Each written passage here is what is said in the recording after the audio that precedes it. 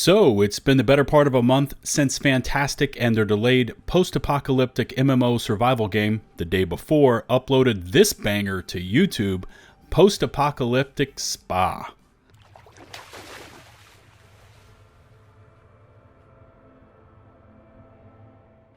Now luckily, I still have the YouTube extension active, allowing us all to see the likes to dislikes ratio on this video, and yeah, this one's brilliant. Now, since mid-March, Fntastic has been comms dark, not even a peep about that reported closed-door Nvidia playtest, where Nvidia would inspect a game to determine if it was an endeavor they wanted to continue to support. And by the way, I'll keep looking for breadcrumbs on that one. But what I did find is some breaking news concerning the cause of this last delay and what it could mean for the game moving forwards. System of failure.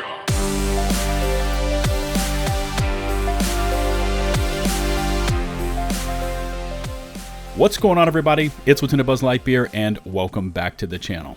So, I'm not sure what we should call it. The delay before, the disaster before, TDB, whatever name it is referred to or legally allowed to associate itself as.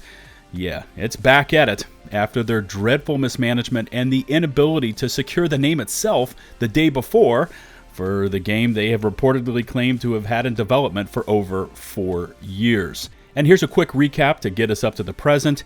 In mid-January, Fntastic teases 10 minutes of raw gameplay footage for The Day Before. January 24th, The Day Before, which at the time was the most wishlisted game on Steam, is delisted and removed from the platform. Later that same day, a message was posted in their official Discord, playing it off, blaming it on a known Steam bug, and that the game would return soon.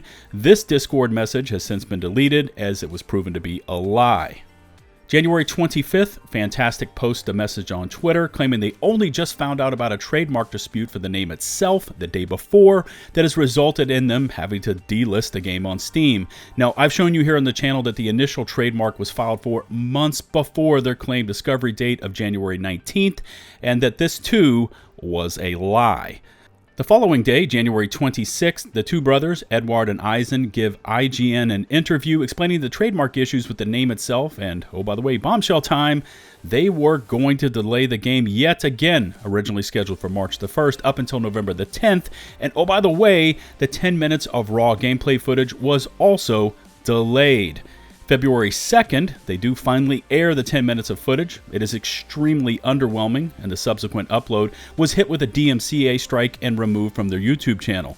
Now, since then, their comms team went on a tear, openly attacking the trademark holder, a Mr. Soon-Jae Lee, owner of the Day Before calendar app, and their final two pieces of content were a dev vlog under the header of TDB, showing the development of the game, and then this post-apocalyptic spa video, almost in an attempt to troll the trademark owner and to see what they could legally get away with. By the way, just my theories there, no proof on that one. Okay, with that recap out of the way, and by the way, that was really important for context, here's the latest. As of April the 12th, so somewhere between 2 to 3 months after Fntastic claimed they found out they couldn't get the Day Before name, they have officially filed a petition for cancellation. Layman's terms here, they want the name to be released from Soon-Jae Lee so they themselves can use it. Now, as always, check in the video description and pinned comments for links to all of this, and thanks to the online record search as part of the U.S. Patent and Trademark Office, we get this gem. My Tone of Fntastic Limited, v. Soon-Jae Lee. Now, I'm not going to read this one to you word for word, as that would take hours and I wouldn't be able to sufficiently explain all this legal jargon, but the first half of the petition outlines what the trademark covers, who owns it, when they filed for it, and when they obtained the rights to it. So, a recap. It shows that Soon-Jae Lee obtained the trademark in the U.S. under the Madrid Protocol, which basically means he filed one international application that allows him to secure the Day Before in multiple countries simultaneously. And then it begins to get a bit more technical. May the 21st, it outlines the verbiage for the protection, basically what it covers.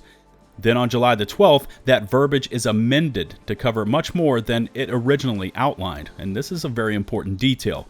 It continues on stating that Mr. Lee was aware of the day before game using the title prior to his filing for the trademark, and the fact that Mr. Lee does not use the trademark, it is in fact his company that is granted the use of the name. And then it goes into claims that not allowing the use of the trademark will hurt fntastic and the day before game. Apparently, it's a violation of their rights. It makes mention that Mr. Lee, citing the trademark registration, has caused several third-party sites to remove associated content. Remember, I've covered this. The game is delisted on Steam. When they upload content to their YouTube channel, it's hit with DMCA strikes. And then this document makes their charges against Soon J. Lee. And this is a greatly cut down and abridged version here. But number one, he did not have the intention to use the trademark for the US. Number two, basically the same for the international application. Number three, he never had the intent to use it for either of the two descriptions I mentioned earlier. So the verbiage laid out in the May and June changes. And number four, that based on all of this, and I gave you, again, a very simplified breakdown, Mr. Lee has violated US code, and it lists out the exact number, and the US trademark application, and therefore it should be voided. fntastic also levies claims of fraud against Mr. Lee, stating he never had the intention of using it in connection with U.S. commerce and goods. They also outline those explanations of the protections as merely descriptive, basically maintaining that they're just kind of like guardrails or outlines. And then they compare what Mr. Lee and his day before app does in relation to those trademark explanations, attempting to poke holes in his claims of protection and violation of those protections. Again, a ton of legal verbiage here. Full disclosure, I'm not a lawyer. I offer no legal advice or opinion, so take my interjections with a grain of salt. But I would like to point out that, true to form with this company, they are again months late to the party. The previous launch date was for March the 1st. fntastic claims they found out about it only in January, which is incorrect, and I have shown you they received notices back in November 2022 stating that the trademark was not available, and they did nothing. fntastic also filed for the name in January 2022, a full year after their initial announcement trailer aired and the game just shot into the stratosphere on Steam. And here we land in April the 12th to be exact, and they have finally filed their official legal challenge to the trademark. And keep in mind that the game is now set to launch on November the 10th, and knowing the speed of US litigation, that could be a real problem. And that's a perfect segue over to this next document, which could effectively mean the end of the name the day before if fntastic still plans on launching on November the 10th, which I'm not sold on one bit and expect another delay announcement later this year. Anyways, this is the outline. So it excludes all the allegations and preliminary info, and it just gives the basic details. But check this out. Here is the conference, discovery, disclosure, and trial schedule for the proceedings. I'm going to give you a second to look this over. Do you see any issues here? As I've said in previous day before uploads, this could take a long time to work out. And if they follow this schedule, the day before is set to release just 17 days prior to the 5th date, that being expert disclosures due. Now, there are, of course, exceptions. Mr. Lee could tap out and release the trademark. There's also a clause for ACR, or Accelerated Case Resolution, where the parties could seek mediation or arbitration, and who knows if that will happen. But if, and there's a big fat if here, they take this one the distance, we are looking at October 2024 before it could reach a conclusion, nearly a year after the scheduled launch date for the game itself. Again, I'm going to leave links in the video description and pinned comments to both of these documents. Any legal minds that want to weigh in, please feel free to do so. But as I said, based on this schedule and what we have seen from fntastic, the delays after delays after delays, I fully expect this game to again be delayed as November approaches. They have tied themselves to this name the day before, and any attempt to slightly change the name could be seen as a negative reaction. If you enjoyed this video and my continued deep dive into the day before, please consider hitting the subscribe button and make sure to ring the notifications bell to receive my latest upload alerts.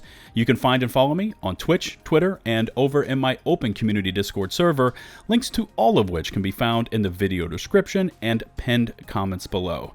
Shout out to the over 117,000 of you that have taken the leap and hit subscribe, and as always, a huge thank you to my patrons over on Patreon. Until the next one, this is LtBuzzLitebeer, signing off.